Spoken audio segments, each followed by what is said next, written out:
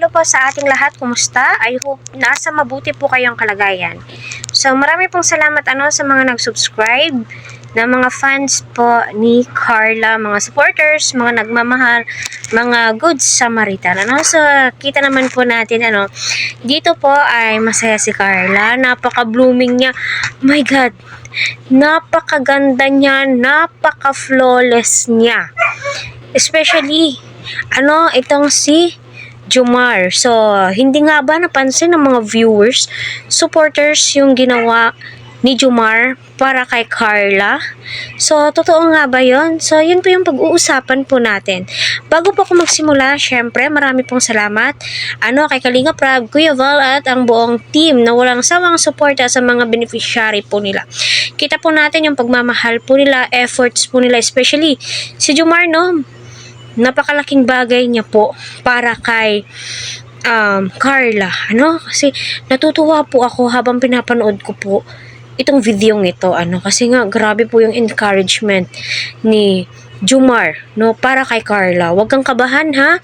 Relax ka lang, andito ka lang. Kung kailangan mo ako, tawagan mo lang ako. Sana all. Sana all ganon. So napakaswerte ni Carla kasi andyan si Kuya Jomar. Although ayaw po ni Jomar na tinatawag po siyang kuya.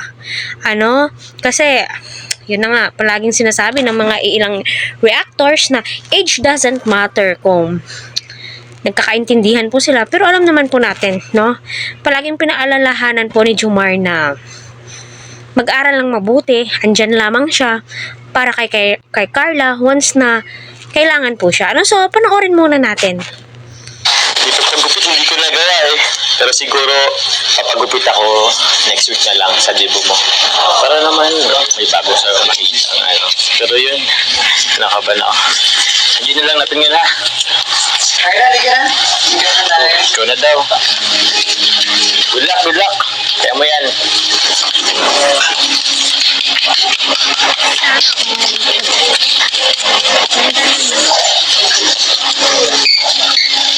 Carla, relax ka lang, ha? Pag kailangan mo ako, hindi na ako sa gilid na ako po.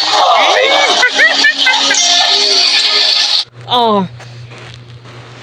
Sinong hindi kinilig dyan?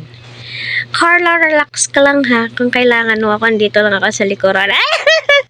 Sana all, Oh my God, kung ako nito, ewan ko na lang, parang lumilipad ako sa langit kapag ganito, yung alam naman po natin, Kalingap serye, alam naman po natin, pampagood vibes, pero itong ganitong mga sitwasyon, matagal silang nagvo-vlog, ewan ko na lang kung hindi nahuhulog yung loob ni Carla kay Jomar.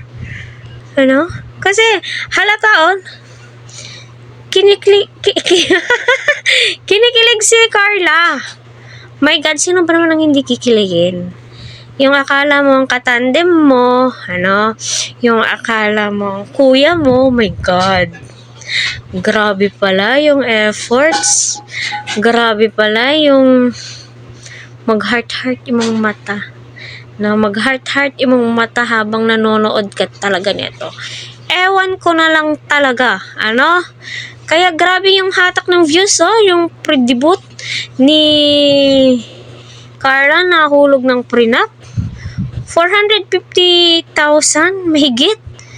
Grabe pala yung supporters ni Carla. Grabe yung mga nagmamahal kay Carla at kay Jomar. So deserve po nila yan, Deserve na deserve.